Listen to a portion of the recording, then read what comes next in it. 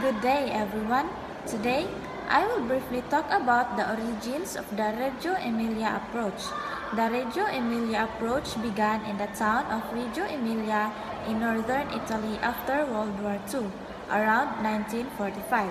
After the war, the community wanted to rebuild not just their homes and buildings, but also their society. They believed that one of the best ways to do this was through better education for young children. Parents and community members worked together to create new schools that would promote critical thinking, creativity, and strong values among children. This educational movement was led by Loris Malaguzzi, an Italian educator who believed that children are capable, curious, and full of potential. He helped develop the philosophy and principles that guide the Reggio Emilia approach today. Because of this strong community foundation and innovative vision, the Reggio Emilia approach became one of the most respected early childhood education models in the world. Now let's delve onto the philosophy, principles, goals of Reggio Emilia. There are 7 guiding principles of the Reggio Emilia approach that are critical in distinguishing it from similar or competing child-centered approaches to education. First, children construct their own learning. This basically means that children lead learning based on their interests as active collaborators, not as passive watchers in Reggio Emilia. Next, children learn through community interaction. Learning thrives in relationships. So this basically means that children collaborate in small groups with peers, teachers, and parents to grow together. And third, children communicate in 100 languages. And again, this is reflected on the poem written by Loris Malaguzzi entitled 100 Languages. So this basically means that children express ideas through various or in many ways, such as through art, music, movement, drawing, and etc. And so teachers support this by providing materials to explore and share. And fourth, environment is the third teacher. Like Montessori's a prepared space, in Reggio Emilia, the classroom is also a living, welcoming hub with natural setups linking indoors, outdoors, and community. And the fifth principle is that teachers are partners and guides. Teachers observe, listen, and co-create emergent projects based on children's interests, and there is no pre-planned lessons. Sixth is that documentation communicates learning. Teachers provide or conducts various assessment, maybe through capturing photos, videos, taking notes, portfolios, and such to track progress, value children's work, and share it with parents or colleagues. And lastly is that parents are key partners. Parents actively join as the first teachers, sharing skills to build a strong learning community. Now let's hop on to the beliefs about children and how they learn in Reggio Emilia. First, theoretical base rests within the constructivism and share ideas compatible with those of Piaget, Vygotsky, Dewey, Gardner, and other constructivists, and the concepts or process of learning by doing. So this basically means that Reggio Emilia draws from the principles of constructivism and concept of learning by doing, viewing children as active builders of knowledge through hands-on learning by doing. This core principle drives teaching, letting children explore and construct understanding through real experiences rather than lectures. Next is on to relationships. So in Reggio Emilia, education thrives on interconnected bonds with the family, peers, teachers, school environment, community, and society. Each school acts as a supportive system where these relationships flow both ways. Focusing on the whole child, Reggio Emilia emphasizes collaboration across all levels for holistic growth.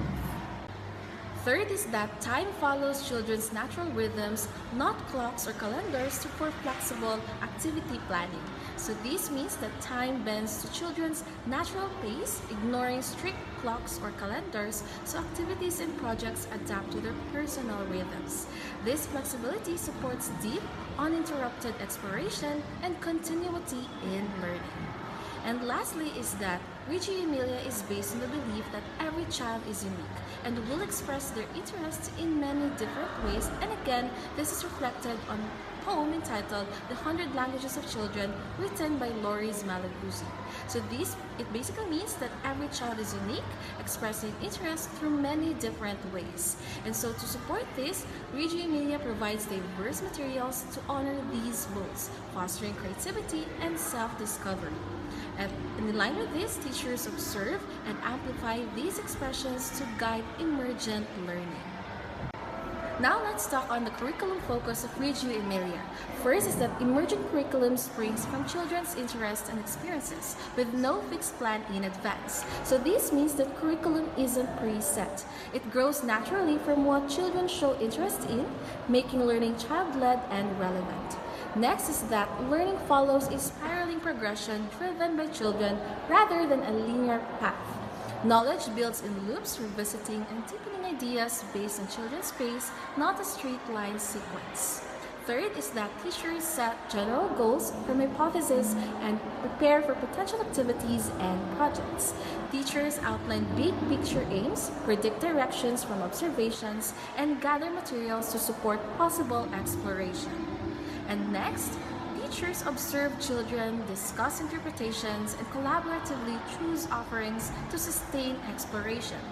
And so after watching children, teachers team up to analyze actions, then select activities that keep curiosity alive. And next, that curriculum flexibly adjusts through ongoing dialogue between teachers and children during activities. And so this means that plans shift in real time through back and forth talks, ensuring the curriculum stays tied to emerging needs. Next is that projects form the core of learning experiences, emphasizing hands-on learning by doing. So this means that in-depth projects anchor learning, prioritizing active, tactile experiences over passive instruction. And next is that group discussions and revisiting ideas deepen understanding and knowledge construction. This stresses the idea that talking in groups and circling back to concepts helps children process, connect, and build stronger knowledge. Next is that project ideas arise from shared experiences of children and teachers.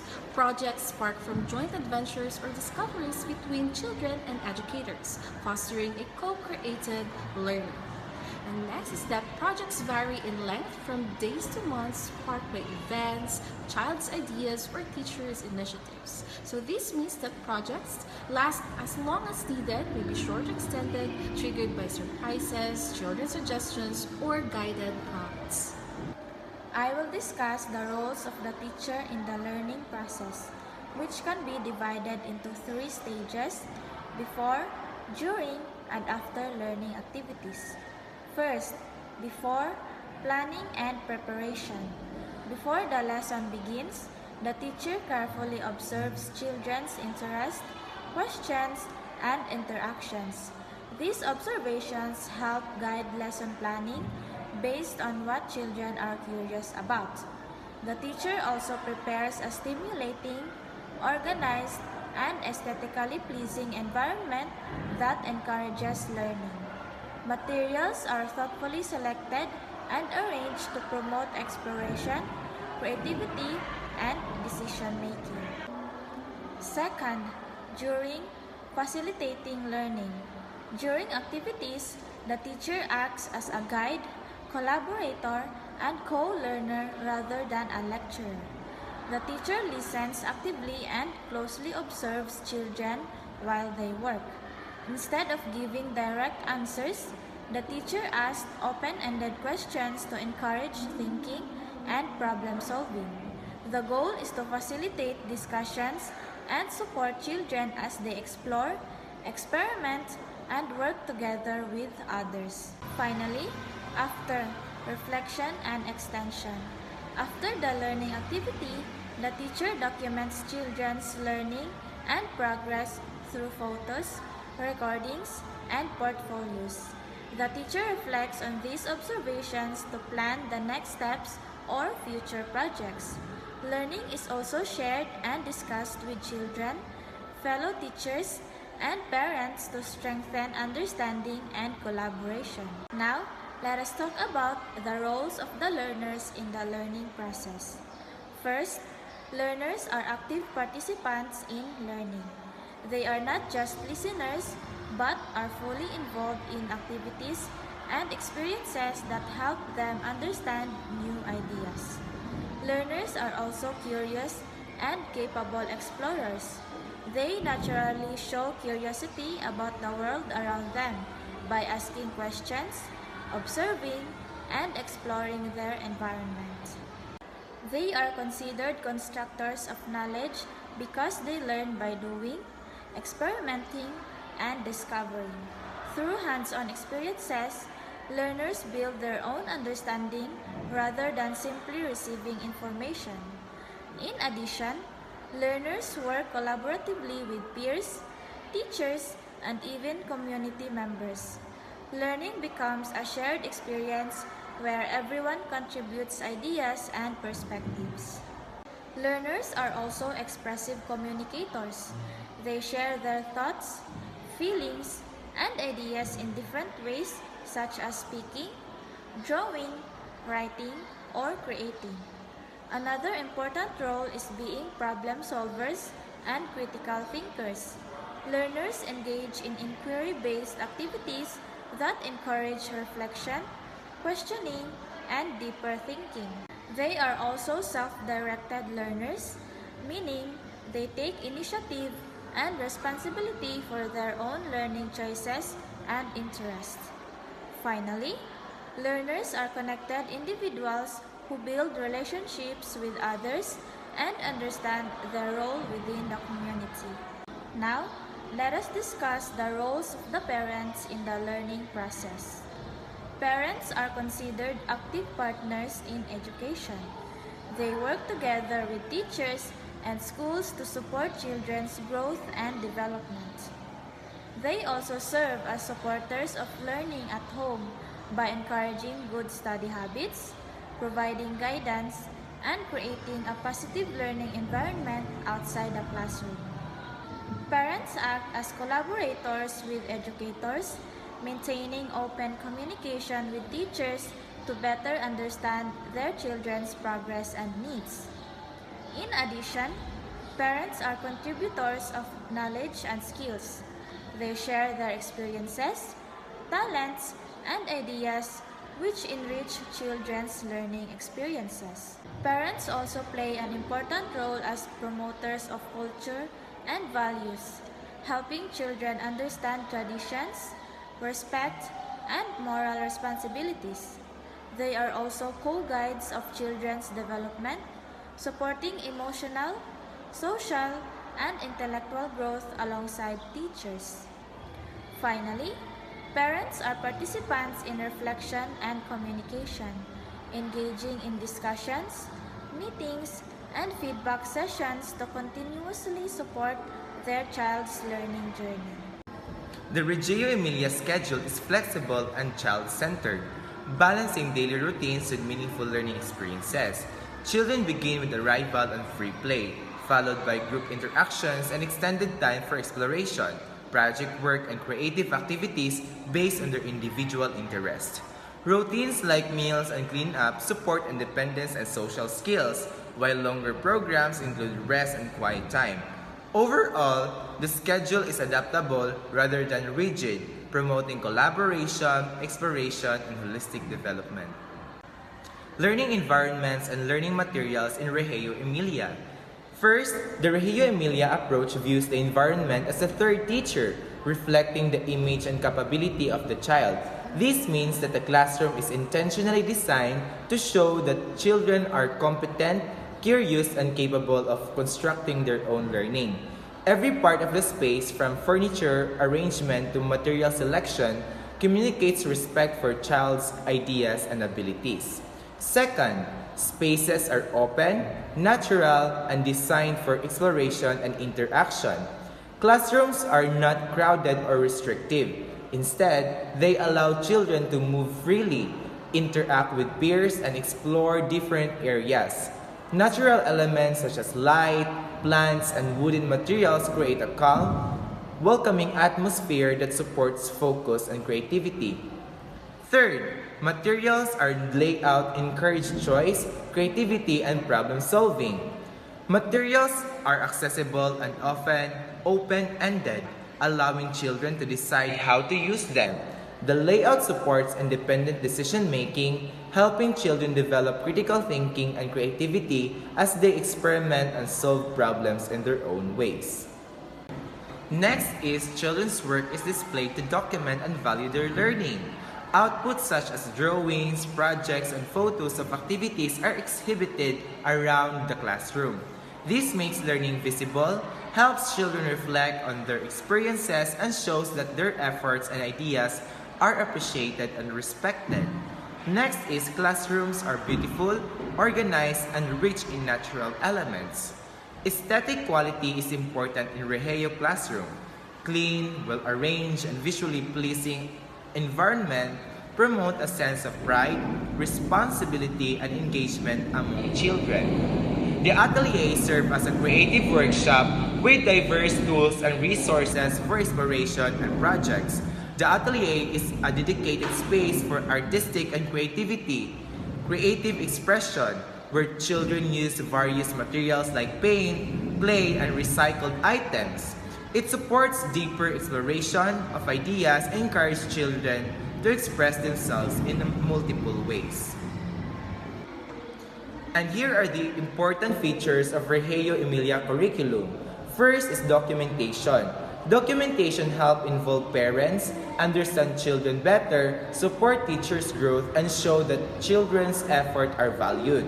Teachers record children's learning processes through photos, notes, and videos. This helps in assessing development, planning future activities, and sharing meaningful insight with parents. It also encourages teachers to reflect and improve their practices. Second, cooperation.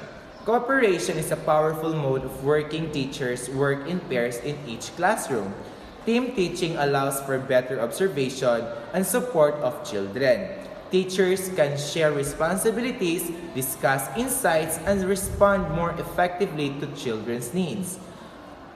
Next is strong collegial relationships are maintained with teachers and staff, enabling collaborative discussion and interpretation of both teachers and children's work. Professional collaboration is highly valued. Teachers regularly engage in dialogue, share ideas, and reflect together, leading to more thoughtful and intentional teaching practices. Next is emergent curriculum and project work.